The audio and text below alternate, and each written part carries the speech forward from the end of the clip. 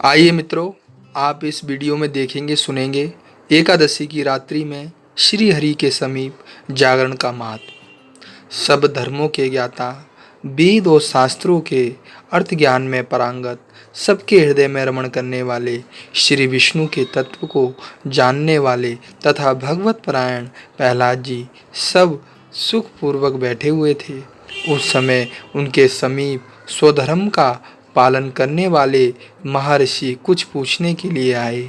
महर्षियों ने कहा, प्रहलाद जी, आप कोई ऐसा साधन बताइए जिससे ज्ञान, ध्यान और इंद्रिय निग्रह के बिना ही अनायासी भगवान विष्णु को परम पद प्राप्त हो जाता है।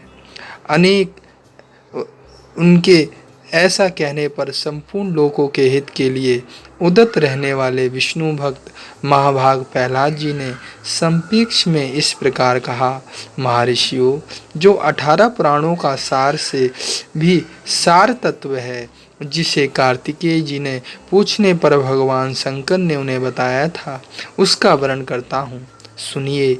महादेव जी कार्तिकेय से बोले, जो कली में एकादशी की रात में जागरण करते समय वैष्णव शास्त्र का पाठ करता है, उसके कोटि जन्मों के किए हुए 4 प्रकार के पाप नष्ट हो जाते हैं। जो एकादशी के दिन वैष्णव शास्त्र का उपदेश करता है, उससे मेरा भक्त जानना चाहिए। जिसे एकादशी के जागरण में निद्रा नहीं आती तथा जो उत्साहपूर्वक नाचता और गाता है, वह मेरा विशेष भक्त है। मैं उसे उत्तम ज्ञान देता हूँ और भगवान विष्णु मोक्ष प्रदान करते हैं। अतः मेरे भक्त को विशेष रूप से जागरण करना चाहिए।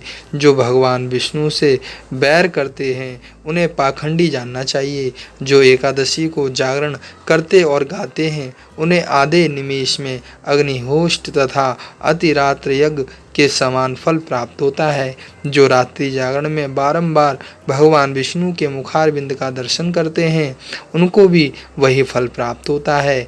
जो मानव द्वादशी तिथि को भगवान विष्णु के आगे जागरण करते हैं, वे यमराज के पास से मुक्त हो जाते हैं। जो द्वादशी को जागरण करते समय गीता शास्त्र से मनो विनोद करते हैं, वे भी यमराज के बंधन में से मुक्त हो जाते हैं। जो प्राण त्याग हो जाने पर भी द्वादशी का जागरण नहीं छोड़ते, वह धन्य और पुण्यात्मा हैं। जिनके वंश के लोग एकादशी की रात्रि में जागरण करते हैं, वे ही धन्य हैं। जिन्होंने एकादशी को जागरण किया है, उन्होंने यज्ञ, दान, गया श्राद्ध और नित्य प्रयाग स्नान कर लिया है। उन्हें सन्यासियों का पुण्य भी मिल गया है और उनके द्वारा इष्टपूर्ति कर्मों का भी भली भांति पालन हो गया है। सनातन भगवान विष्णु के भक्त जागरण सहित एकादशी का व्रत करते हैं, इसलिए वे मुझे सदा ही विशेष प्रिय हैं। जिसने वर्धनी एकादशी की रात्रि में जागरण किया है, उसने पुण्य प्राप्त होने वाले शरीर को स्वयं ही भस्म कर दिया है। जिसने त्रिस्पर्शा एकादशी को रात्रि में जागरण किया है, वह भगवान विष्णु के स्वरूप में लीन हो जाता है। जिसने हरि बोधनी एकादशी की रात में जागरण किया है, उसके स्थूल सूक्ष्म सभी पाप नष्ट हो जाते हैं। जो द्वादशी की रात में जागरण तथा ताल स्वर के साथ संगीत का आयोजन करता है, उसे महान पुण्य की प्राप्ति होती है। जो एकादशी के दिन ऋषियों द्वारा बनाए हुए दिव्य स्रोतों से ऋग्वेद, यजुर्वेद तथा सामवेद के वैष्णव मंत्रों से संस्कृत तथा प्राकृत के अन्य स्रोतों से गीत वाद आदि के द्वारा भगवान विष्णु को संतुष्ट करता है, उसे भगवान विष्णु भी परम आनंद प्रदान करते हैं। जो एकादशी की रात में भगवान विष्णु के आगे वैष्णव भक्तों के समीप गीता और विष्णु सहस्त्र नाम का पाठ करता है, वह उस परम धाम में जाता है जहाँ भगवान साक्षात नारायण विराजमान हैं। पुण्य में भागवत तथा स्कंद पुराण भगवान विष्णु को प्रिय है।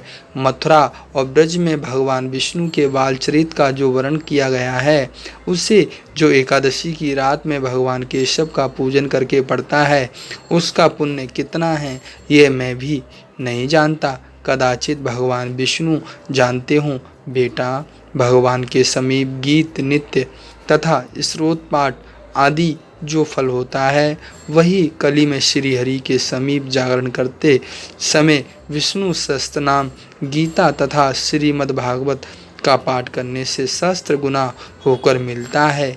जो श्री हरि के समीप जागरण करते समय रात में दीपक जलाता है, उसका पुण्य 100 कल्पों में भी नष्ट नहीं होता। जो जागरण काल में मंजरी सहित तुलसी दल से भक्ति पूर्वक श्री हरि का पूजन करता है, उसका पुनः इस संसार में जन्म नहीं होता। स्नान, चंदन, लेप, धूप, दीप, नवेद तथा ताम्रफूलम, यह सब जागरण काल में भगवान को समर्पित किया जाए तो उससे अक्षय पुण्य होता है। कार्तिकेय, जो भक्त मेरा ध्यान करना चाहता है, वह एकादशी की रात्रि में श्री हरि के समीप भक्ति पूर्वक जागरण करे। एकादशी के दिन जो लोग जागरण करते हैं, उनके शरीर में इंद्र आदि देवता आकर स्थित होते हैं।